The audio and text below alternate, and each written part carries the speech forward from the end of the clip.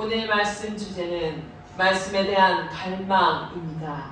말씀을 선포할 때 많은 영감과 은혜를 받으시기를 간절히 바랍니다. 말씀은 살아있는 로고스, 즉 살아있는 활력이 있고 운동력이 있는 역사심 속으로 들어가는 것이 말씀을 읽으면서 기적을 체험하는 신앙인의 성숙된 자세가 되는 전적인 운동하심, 즉 생생한 복음이 바로 말씀입니다. 그런데 우리는 조금 와해된 부분으로 기적을 이해하고 있는 것은 아닌지 돌아볼 필요가 있습니다. 우리는 말씀을 읽으면 읽을수록 기적은 더 풍성하게 탄생하게 되기 마련이죠. 우리의 사소하고 작던 부분이 말씀을 읽으니 못 보고 지나칠 뻔한 상황들이 눈에 들어오게 됩니다. 내가 겪었던 삶이 고통스럽고 괴롭고 처절할수록 말씀에 대한 이해도는 아이러니하게도 더 많은 공간을 차지하게 됩니다. 작고 사소한 것을 발견하고 오늘 하루를 감사할 수 있는 것, 그것이 바로 기적이라는 것이죠. 그렇다면 말씀에 대한 기적을 체험하고 있으신가요? 우리의 삶에서 말씀으로 묵상하고 말씀으로 인생을 살아가는 비율이 자신의 삶에서 몇 % 비중을 차지하고 계신가요? 사실 정직하게 말하자면 답이 있는 곳은 말씀인데 말씀을 보는 영적 지혜가 아직 성장하지 않아서 멀리하고 자신의 상황에만 빠져서 헤어나오지 못하고 말씀을 외면하고 계신 것은 아닌지요. 그렇다면 말씀에 대한 이해도와 갈망은 당연히 없겠지요. 왜 아니겠어요? 우리의 삶의 웃음과 행복보다는 비극적인 상황이 더 많다는 것을요. 피해자도 가해자도 결국은 비극 그 자체 아니겠어요? 그렇지만 말씀을 읽고 싶을 때가 있습니다. 무엇인가 좋은 일을 바랄 때든가 말이죠. 복을 받고 싶을 때도 말씀을 읽고 싶어지지요. 하나님께서 제 인생에서 이러한 복을 주신다면 신앙생활을 열심히 할게요 라고 복을 받기 위한 수단으로만 말씀을 읽는 것은 아닌지요. 하지만 죄인이었던 자가 돌이켜서 새로운 소망으로 말씀을 읽고 주님 안에서 올바르고 성실하게 살고 싶어하는 마음도 우리의 삶에서 공존하고 있죠. 그것도 일종의 기적이라면 기적이라고 볼 수 있죠. 그것이 바로 우리 마음에 온전히 스며드는 말씀에 대한 갈망입니다.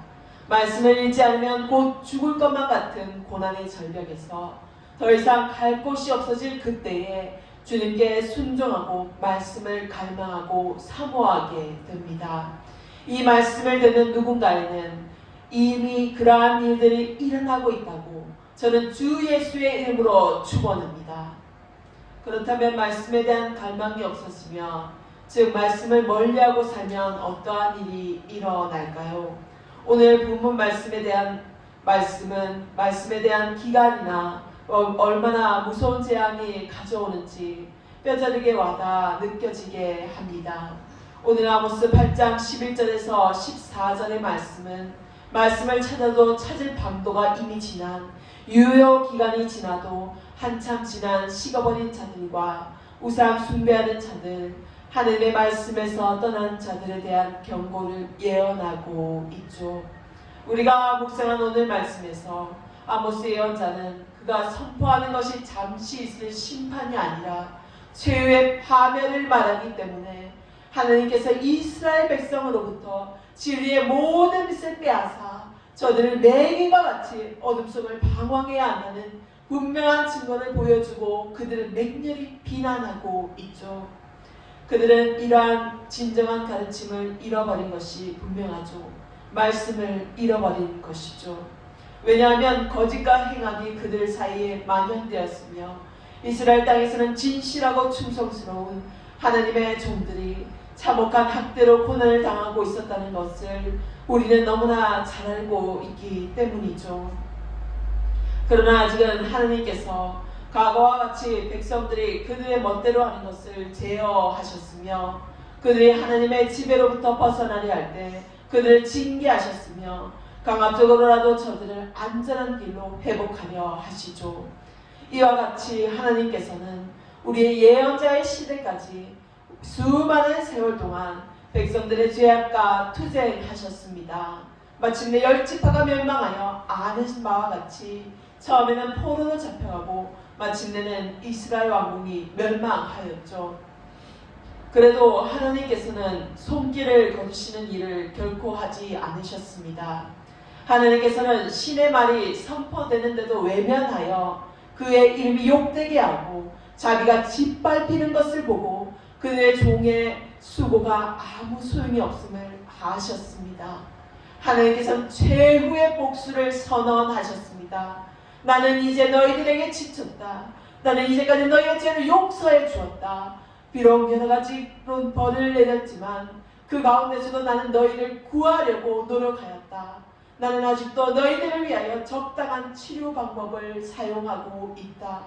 그러므로 너희의 병이 낫지 않는 것은 내 잘못이 아니다. 나는 종종 예언자들을 보내어 너희들을 회개하기를 촉구했으나 아무 소용이 없었다. 이제 나는 너희로부터 내 말씀을 거둬들일 것이다.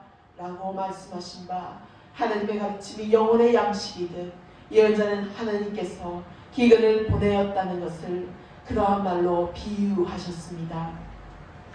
이 비유는 하나님의 말씀과 효능에 대한 것으로서 하나님께서 우리들에게 예언자와 교사를 보내신 목적이 바로 우리에게 영적인 양식을 먹이기 위한 것이 아니냐는 것이죠. 하나님께서는 우리가 빵, 물, 여러 가지 음식을 섭취함으로써 다른 영양분으로 목숨을 지탱하듯이 그의 말씀으로 우리의 영혼과 영적인 삶을 치료하시는 분이십니다. 그러므로 영적인 가르침은 우리의 영적인 영양분입니다. 말씀이 없으면 우리는 영의 영양분을 섭취할 수 없기에 영이 병들어가고 죄인의 모습으로 살게 됩니다. 그 죽음 너머의 삶은 정말 생각하기도 싫을 만큼 끔찍하죠. 영원한 불구덩이에 타들어가면 또 살이 재생되고 타들어가면 또 살이 재생되고 그렇게 물에 타는 고통을 지옥에서 영원히 가지게 됩니다. 끝이 보이지 않는 그들의 삶에서 예언자는 이런 점에서 기근이 왔다고 말하고 있습니다. 11절 중반절을 보십시다. 내가 기근을 땅에 보내리니 양식이 없어 주림이 아니며 물이 없어 가람이 아니요 여호와의 말씀을 듣지 못한 기갈이라. 아멘. 이 비유는 심판의 가혹함을 확대시키거나 과장하고 있을지도 모릅니다. 그가 말한 것 같이 기근과 궁핍으로 방황하는 것은 산 밑을 찾아가거나 강 주변에서 물을 찾음으로써 견딜 수 있으므로 이런 육체적 기근은 그들에게는 비통한 것이 되지 않았습니다. 그러면 무엇이 그들을 비통하게 하느냐? 그들의 기근과 궁핍을 경험할 때마다 하나님의 말씀을 찾으려 하나 어느 곳에서도 이 말씀을 찾지 못하는 것을 말합니다. 말씀이 없으니 영이 살아날 수가 없는 비통한 상황을 말하죠. 그러나 예언자의 말을 보다 잘 이해하려면 우리는 바울이 한 말을 주목해야 합니다. 말씀이 우리에게 주어질 때 우리는 가정의 머리 되시는 주께 의해 양육받습니다. 교사들은 자기 스스로 나아가는 것이 아니라 위로부터 보냄을 받은 것이죠. 가장이 자녀와 종을 부양하듯이 주께서는 매일 우리를 진실하고 충성스러운 교사를 통하여 영적인 양식을 공급하고 있습니다. 왜냐하면 이 목자는 그의 일꾼이기 때문이죠. 순수한 가르침이 우리에게 주어질 때마다 우리는 그의 봉사를 통하여 우리를 가르치고 지도하는 선생들은 마치 자기 자식들에게 하듯이 우리에게 음식을 주는 하나님의 손길임을 알아야 합니다. 분명히 주께서 우리들의 육신을 돌보시고 있는 한 우리의 영혼을 결코 주께 의해 소홀히 다루어지지 않는다는 점을 깨달아야 합니다. 우리는 주님에 의해서 창조된 세상에서 유일한 자신만의 독특성을 가진 주님의 걸작품이자 창조물입니다. 더 나아가 땅이 많이 다른 농작물을 생산하지 않아도 하나님의 축복은 풍작과 부유의 상징이 되죠.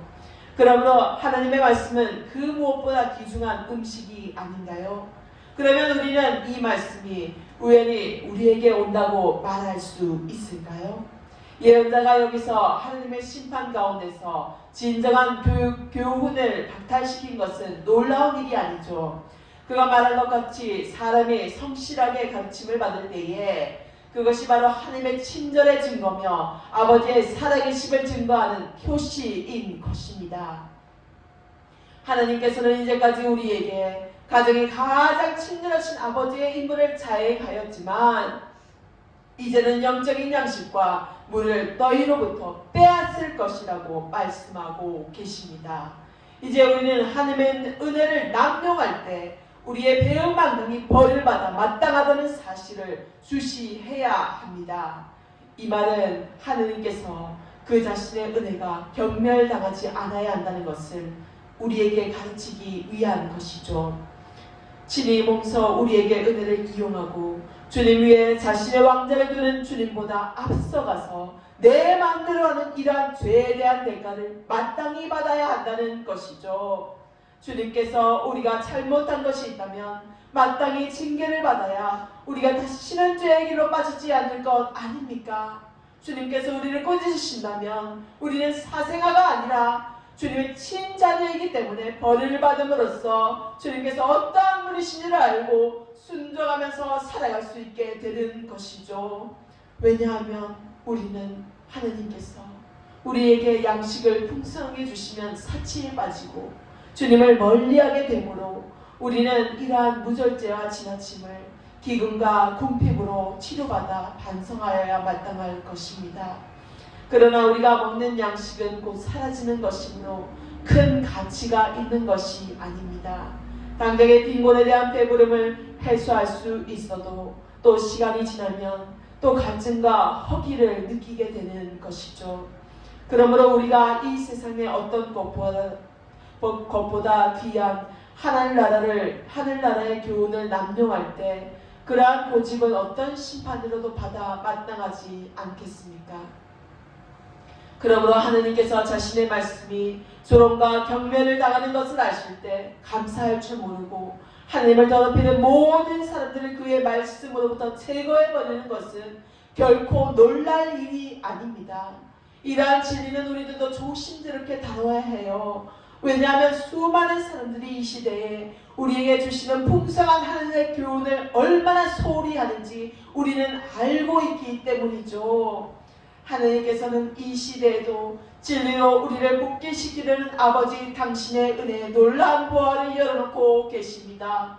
기회는 이 땅에서 살아가는 우리가 말씀대로 살지 않는데 박탈되는 것입니다. 그러므로 이제 무슨 두려움이 있으며 무슨 신앙성이 있겠는지요. 어떤 사람들은 조롱하고 경멸하며 또 어떤 이는 진정으로 말씀을 받아 고백하나 그들은 이 세상의 걱정과 근심에 사로잡혀 부주의로 이 말씀을 흩어버리며 또 어떤 이는 격렬하게 반대하기도 합니다.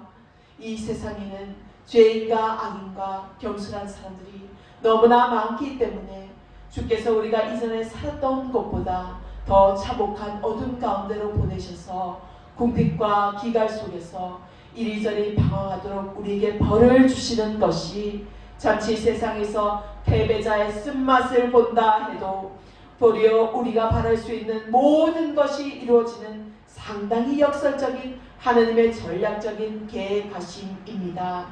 우리가 하나님을 두려워한다면 이러한 심판 혹은 심판의 선언은 우리 눈앞에 언제나 있어야만 하며 그 반대도 주의 깊게 고려해야 할 상황까지 도래하였다고 볼 수 있겠죠. 왜냐하면 예언자는 하느님께서 찾아오시는 것을 아무런 방해 없이 다시 찾을 수 있기 때문입니다. 예언자의 영의 눈과 귀는 하느님께 항상 열려 있습니다. 그것이 심판의 날, 예언의 날이라면 말할 것도 없죠. 그러한 예언자의 사명이 우리를 죄 가운데 건질 수 있고 하느님과 함께 영으로 거듭나서 새 삶과 새 소망을 가지고 살아갈 수 있게 하는 근원적인 원동력이 되기도 합니다. 자, 아모스 12장 하반절과 13절을 보십시다. 여호와의 말씀을 구하려고 돌아다녀도 얻지 못하리니 그들의 아름다운 처녀와 젊은 남자가 다 갈아여 쓰러지리라. 아멘. 말씀을 구하려고 돌아다녀도 얻지 못한다면 지금의 우리는 얼마나 귀하고 소중한 존재로서 삶을 살고 있는지 느끼시나요? 말씀을 보고 있으면 스마트폰으로도 또 포켓 성경으로도 금방 볼 수 있는 우리의 삶이 얼마나 귀한 삶인지 우리는 감사하고 또 감사하며 깨달아야 할 것입니다. 그러나 우리의 말씀이 눈에 보이는 육적 욕망을 채우는 양식이나 물의 부족에 있지 않고 영적인 기근을 의미하는 것이므로 이런 상황들을 통하여 심판을 더 증폭시키고 있기 때문입니다. 우리가 육체에 의해 곤란을 당하는 것을 말함에 따라서 이 말은 육체적인 기근이나 궁핍보다는 영혼의 기근이나 궁핍을 더 두려워해야 한다는 것을 가르침으로써 이러한 두려운 심판에 대하여 보다 주의를 기울여야 한다는 것을 우리에게 일깨워 주기 위한 것이죠. 안 그렇겠어요? 땅의 황폐로 우리에게 기근이 닥치고 있다는 것을 알릴 때 우리는 두려움에 쌓여서 이제 우리는 어떻게 될 것인가? 우리는 기근과 궁핍으로 인한 고난을 당해야 하며 이제 우리의 안위는 거리가 멀어졌다는 두려운 생각이 하루에도 수없이 떠오르게 됩니다. 당장 눈에 보이는 길고양이들을 보세요. 그 아이들이 굶어서 죽고 물이 부족해서 죽습니다. 그런 삶이 우리의 영으로 다가오고 있다는 것이죠. 우리의 삶에 죄가 많고 하나님을 외면하고 우리 마음대로 살게 되면 하나님께서 우리의 죽어가는 영을 살리시려 우리를 고난 가운데로 이끌어 가십니다. 우리를 살리시려 광야로 내몰게 하십니다. 모든 사람이 두려움을 느끼고 있는 하나님께서 우리를 영적인 기근으로 위협하실 때 우리는 어떤 조건이나 근거에 의해 그와 관계를 맺는 것이 아니죠. 그런 관계는 쉽게 무너지게 됩니다. 이용하게 되죠. 필요한 것이 채워지면 또 우리는 하나님을 떠나 살게 될 것입니다. 그때 우리는 연약한 생명을 지나치게 걱정하기 때문에 더욱 예언자의 비유를 주목할 필요가 있는 것입니다. 그러나 이것이 하나님의 은혜 중 하나라고 간주해야 한다면 그들이 너무나 굶어서 이 바다에서 저 바다까지 북에서 동까지 비틀거리며 라고 말할 만큼 아모스 예언자가 강조하는 이유가 무엇인지 물어야 할 것입니다. 왜냐하면 주님이 우리를 어리석은 자로 관심 밖에 있는 자로 간주하는 것보다 우리에게 비참한 일은 없기 때문이죠. 그러나 우리가 진리에 대하여 열망을 품게 되는 것은 우리 안에 어떤 종교가 있다는 것을 분명히 나타내는 것이 됩니다. 우리의 마음이 말씀의 증거가 되는 것이죠. 우리는 비록 외적인 매개물은 없지만 하나님의 영이 없는 것은 아니죠. 주님은 그렇기 때문에 찾으라 그러면 찾을 것이요 문을 두드리라 그러면 너에게 열릴 것이니 라고 말씀하신 것입니다. 그러므로 아모스의 위협은 결코 혹 심한 것도 두려운 것도 아닙니다. 그러나 우리는 여기서 그가 말하는 것은 이스라엘 백성들이 찾아왔고 추구해왔던 하나님의 말씀이 부족함을 느끼는 것이 바로 기근이라고 엄격하게 말하기보다는 그들의 기근 자체를 심판으로 이해하여 이 세상 어느 것보다도 영혼의 영적 양식을 빼앗기는 것이 더 두렵다는 것을 말하고 있음을 우리는 관찰해야 합니다. 이러한 애는 에서에게서 찾을 수 있습니다. 그는 그의 장자권을 상실했다는 것을 알고 나서 울부짖었죠.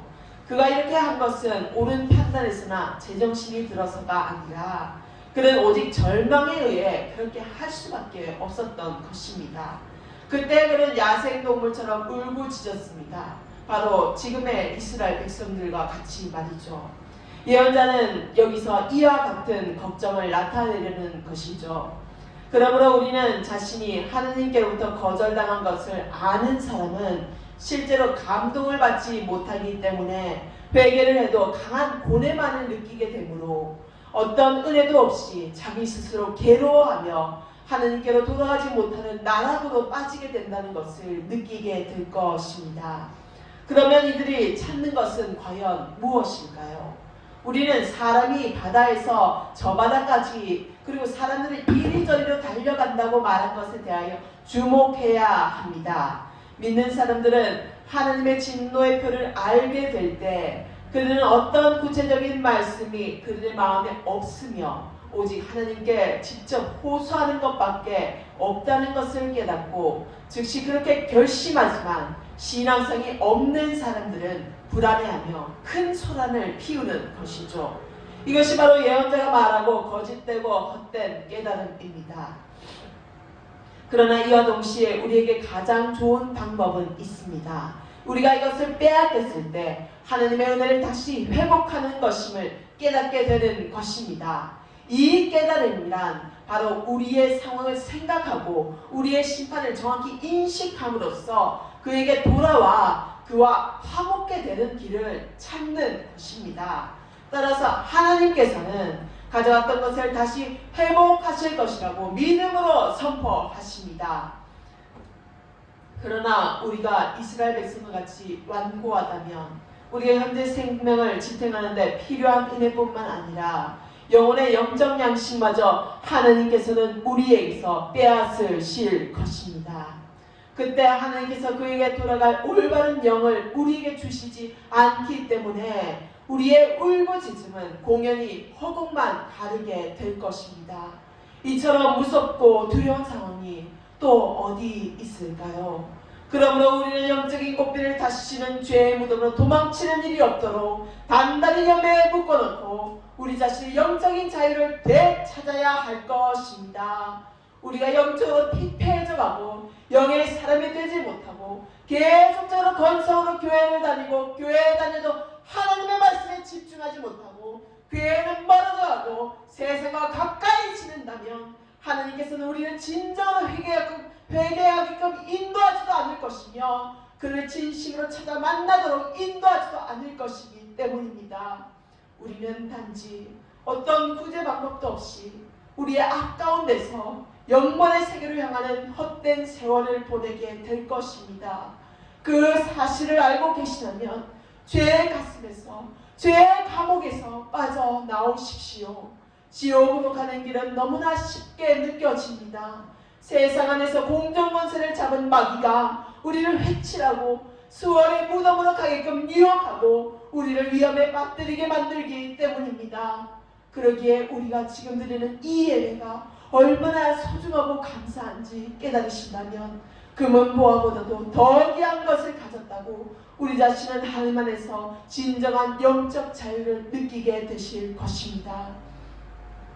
하나님께서 우리를 징벌하셔도 우리가 계속적으로 피하고 도망가는 인생을 산다면 우리는 하나님께 버림받고 영원한 생명을 가지고 말씀 그 자체이신 거룩하신 하나님을 다시는 만날 수 없는 돌이킬 수 없는 삶을 살게 될 것이라는 것입니다. 마지막으로 13절 14절 말씀을 보십시다. 그들의 아름다운 처녀와 젊은 남자가 다 갈아여 쓰러지리라. 사마리아에 제된 우상을 두고 맹세하여 이르기를 다나 내 신들이 살아있음을 두고 맹세하노라 하거나 브엘세바가 위하는 것이 살아있음을 두고 맹세하노라 하는 사람은 엎드러지고 다시 일어나지 못하리라. 아멘. 영적 기근이 닥치고 있다고 말한 예언자는 이제 모든 것이 메마를 것이며 어떠한 아름다움도 없을 것이라고 덧붙이고 있습니다. 왜냐하면 앞에서 언급한 대로 백성이 모든 것에 부족을 느끼기 때문입니다. 사람은 갈증으로 바싹 마르게 될 때가 가장 심각하죠.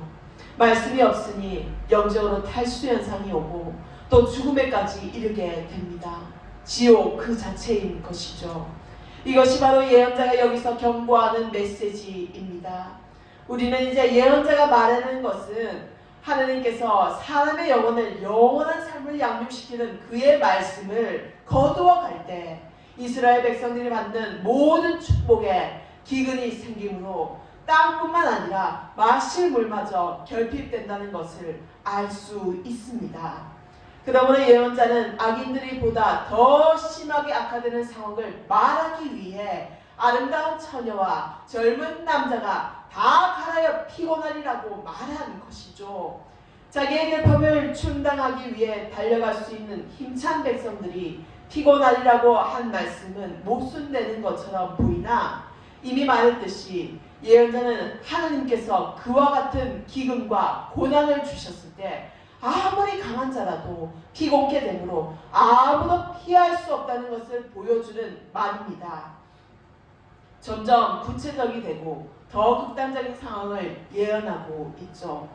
그렇게라도 사실을 고백하였을 때 말씀의 경고를 받아들이고 죄에서 돌이키는 사람이 있다는 것이 예언하고 있는 진정한 의미겠죠. 귀 있는 자들은 들을지어다 라는 말이 괜한 말이 아닌 것이죠. 그 다음에 예언자는 하나님께서 자기 백성들을 그와 같은 형벌로 공핍케 된 백성들에게 말하고 있습니다. 그것은 백성들이 과도한 우상 숭배에 빠짐으로써 하나님 자신을 더럽혔기 때문입니다. 그는 사마리아에 제된 우상을 가리켜 맹세하여 이르기를 다나 내 힘의 영혼을 가리켜 맹세하노라 하거나 부엘세바에 보이는 죄의 영혼을 가리켜 맹세하노라 하고 언급하고 있습니다. 그는 부패가 생기는 것은 모든 나라의 수도와 왕가에 우상이 있었기 때문이라고 합니다. 그래서 이러한 우상을 사마리아의 죄라고 명시한 것이죠. 참 안타까운 일이죠. 우상을 숭배할 만큼 자신들의 죄된 마음을 완전히 빼앗겨버린 현실이죠. 우상은 바로 이때로부터 숭배했기 때문에 예언자가 온 땅에 널리 퍼져 있는 우상 숭배를 사마리아의 죄라고 말한 것은 어쩌면 당연한 일이겠죠. 이것을 불신앙의 기회로 보았기 때문입니다. 하나님께서 보시기에 우상 숭배보다 더 극악한 것은 없기 때문에 진정 가장 보기 싫은 사람은 바로 사마리아의 죄인 우상을 가리켜 맹세하는 자들입니다. 그리고 예언자는 이러한 우상이 바로 단과 부엘세바에서 생겼던 그 신들이었다는 것을 덧붙이고 있습니다. 이러한 거짓된 예배 의식으로 그들을 맹세하게 될 때 기갈로 목말라하며 단식으로 세월을 보내게 되는 것입니다. 예언자는 여기서 이러한 사람은 엎드러지고 다시 일어나지 못하리라는 무서운 말씀을 덧붙이고 있죠. 이 말은 하나님께서 그들의 죄로 완고해졌기 때문에 지금까지 회복할 수 없는 형벌을 주셔서 그들이 받을 타격은 다시는 치료될 수 없다는 것을 의미하고 있습니다. 예언자는 이제 하나님께로부터 벌을 받아 상처받은 자들은 이미 절망적이며 치료할 가치도 없는 존재이며 고칠 수 없다는 희망도 전혀 없다고 선언합니다. 이것이 바로 그 예언의 의미입니다. 사랑하는 성도 여러분, 우리는 주변에 전도하시거나 말씀을 전하는 자들을 얼마나 소홀히 여기며 당연하다듯이 살아온 것은 아닌지요. 우리의 삶에서 변화가 찾아오지 않는다면 혹 우리의 신앙 상태를 다시 점검해 보아야 할 것입니다. 우리에게 다가오는 시련이 주어지는 대로 말씀으로 이기고 극복할 수 있다면 영적인 회복은 그때서야 일어날 것입니다. 상처받은 영혼은 죄에 물들기 쉽습니다. 어려운 환경이라고 하느님 날 도와주시도 않네 하면서 믿음을 저버리고 포기한다면 오늘 말씀처럼 아모스 예언자 같은 자들을 세워서 그들의 입을 통하여 무서운 심판의 경고의 말씀을 듣게 될 것입니다. 우리의 영적 기근이 말씀으로 채워지지 않는다면 우리는 멸망의 길로 갈 수밖에 없게 될 것입니다. 참으로 비참한 현실이죠. 말씀에 대한 경각심을 가지고 우리가 처한 상황에서 얼마나 말씀으로 적용하고 해석하는가는 삶은 달라질 것이고 신앙인과 비신앙인으로 구별되어서 심판날에 판도가 나게 될 것입니다. 그때 후회발자 소용없는 일이죠. 여러분 지금부터 정신을 차리셔야 합니다. 한 주간에 받은 말씀으로 한번 묵상해 보시기를 바랍니다. 심판하시는 하나님이 이스라엘 백성에게 말씀에 대한 기근이 생기게 되면 얼마나 우리 삶에서 말씀이 그동안 큰 비중을 차지하게 되었는지를 묵상하시게 되시길 바랍니다. 그리고 말씀으로 살아가는 방법을 알게 된다면 그와 같은 축복은 없게 될 것입니다. 그 축복이 자자손손대로 이어지는 끊어지지 않는 삼겹줄의 믿음의 자손이 되시는 축복이 풍성하게 넘쳐나시기를, 그래서 하나님을 제대로 만나고 경험하는 감격의 순간들이 꽉꽉 채워주시기를 주님의 이름으로 축원합니다. 기도하겠습니다. 주님, 우리 참으로 주님께 너무했습니다.